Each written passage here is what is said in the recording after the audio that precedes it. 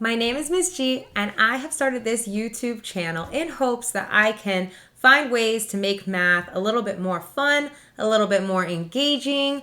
I always have had little tips and tricks that have helped my students learn the material. They always crack up and are like, Miss, how do you come up with this stuff? So my goal here is to be able to bring that to the world and hopefully make math a little bit more fun for all the students and kids who find my YouTube channel. A little bit about me and my qualifications. I have been a teacher for over 10 years. I also had the honor of working for my school district for multiple years.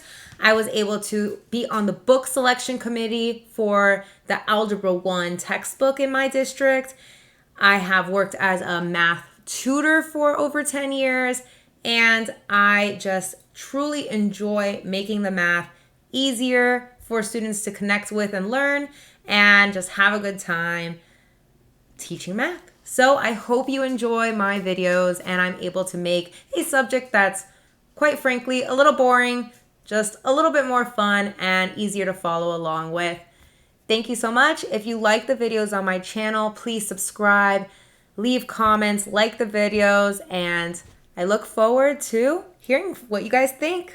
Bye.